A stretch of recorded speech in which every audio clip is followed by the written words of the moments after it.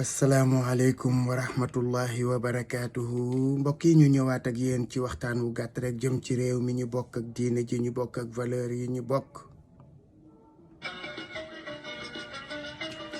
alhamdulillahi rabbil alamin alhamdulillahi rabbil alamin alhamdulillahi rabbil alamin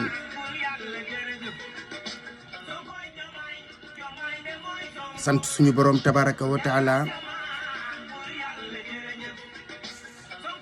dama doon ñaan naan yàlla bu yaakaar tas àggoon nañu foo xam ni mel na ne yaakaar a ngi doon bëgg a tas wala boog nuru woon na ko waaye mel na ne te yaakaar tasul de léegi laa yéex a yëg sax xibaar bi ndax def naa benn vidéo boo xam ni digganteem ak bii matul waxtu.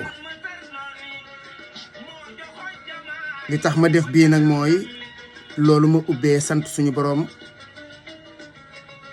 ndax bi ma julleegee ba noppi dama dégg ñu ne conseil constitutionnel ñoom dàq nañu lu Macky Sall bëggoon a def kon réew a dem na këng tey réew a dem na këng sëgg bëre neex bëre naqari bëre li ci des mooy la ma doon wax fulla ak fayda mooy jaay Dakar wala ma ñam jeexal ko.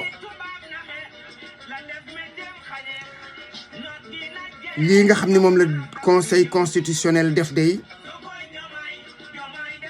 mën naa wax ne bari na lu conseil constitutionnel mës a def ci histoire du Sénégal naqar dong laa ca jële kon bés bii tey mel na na fay na loolu mooy c'est le début de la fin pour le conseil constitutionnel mais c'est la fin de la tyrannie, de l'injustice et du bafouement des droits de la constitution et des droits des citoyens. lii nag moom kon jot na sëkk nag réew mépp taxaw ndax yàlla suñu doom suñuy jarbaat suñu rakk yi nga xam ni faatu nañ ci lii yal na suñu borom teeroo leen àjjana yal na suñu borom jéggal leen ñi fi des yal na nu fekkee ndam li ba réew mi liñ ci yaakaar ak liñ ci séntu suñu borom defal ñu ko. kon mel na lii kon ndokk ba conseil constitutionnel fen loo ñi doon wax dialogue léegi vidéo bi ma daaneel loolu laa ci doon wax waxuma waxi dialogue man waxi élection laa wax Macky Sall nag yaakaar naa ne kartam bi mujjoon sànni na ko bu insister ci bii moom mooy nag ma xam ni c'est un suicidaire bii moom bu ci insister ma xam ni moom c'est un suicidaire. kon nag mbokk yi ñun ñëpp ñu wax alhamdulillahi rabbil alamin li ci des mi ngi ci suñu kanam te yaakaar naa ne mooy gën a neex.